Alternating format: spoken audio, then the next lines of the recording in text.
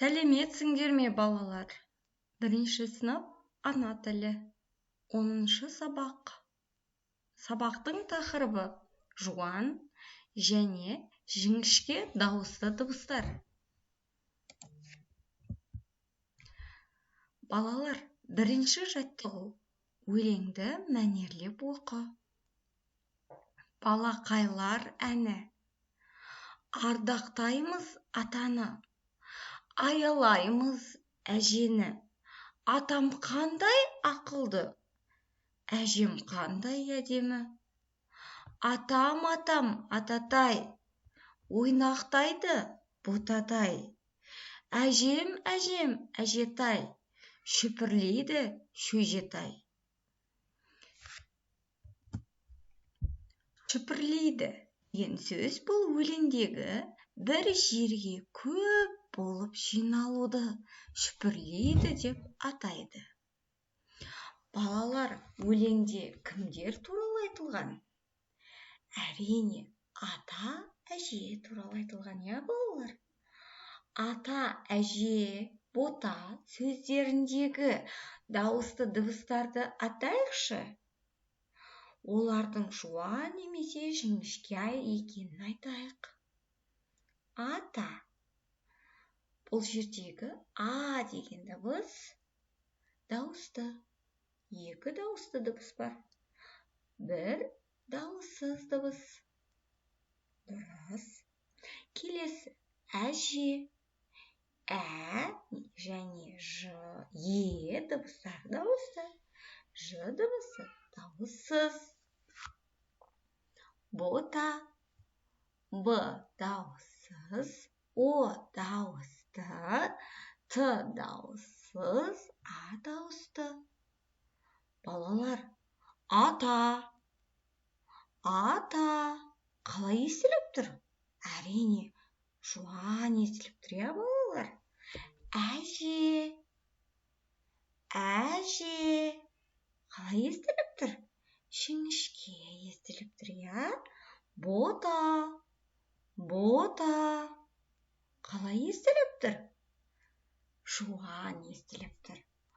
Олай болса, балалар, жуан дауысты дыбыстарды атайық. Балалар, бізде дауысты дыбыстар жуан немесе жіңішке болып екіге бөлінеді. Соның ішіндегі жуан дауысты дыбыстарды жаттап алайық. А, о, Бұл төрт дыбыс жуан дауысты дыбыстар болып есептеледі. Екінші жаттығу. Көркем жаз. Сөздердегі дауысты дыбыстар жуан ба, жіңішке ме? Қане атап көрейік. Аталар сөзі ақылдың көзі. Ал аталар деген сөзде, балалар, а дауысты дыбыс, я? Дауыстының жуан дауысты ма, жіңішке дауысты ма? Әрине, а деген жуан дауысты дыбыс. Сондықтан аталар деген сөз жуан болып естілетін дыбысқа жатады. Ақылдың көзі. А бізде жуан дауысты дыбыс, дауысты. Жуан дауысты.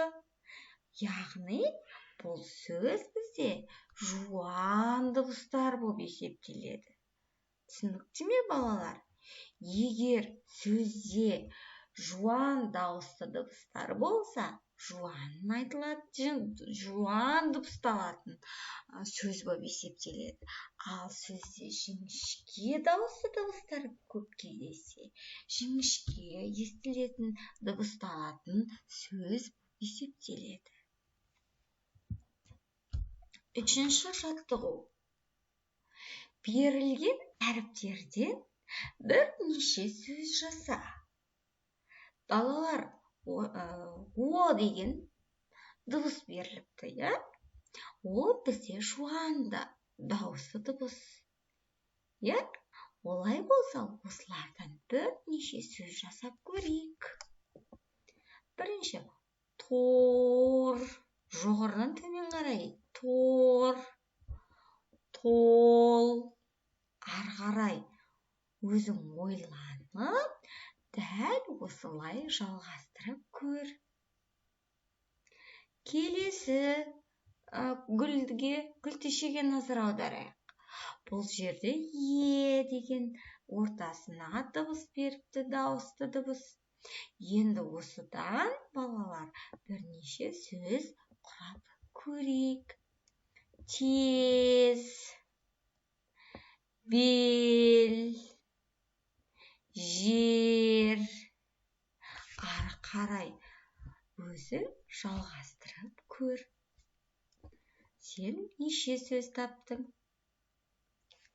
Балалар, осымен бүгінгі сабағымыз аяқталды. Келесі сабақта кездескенше сау болыңдар.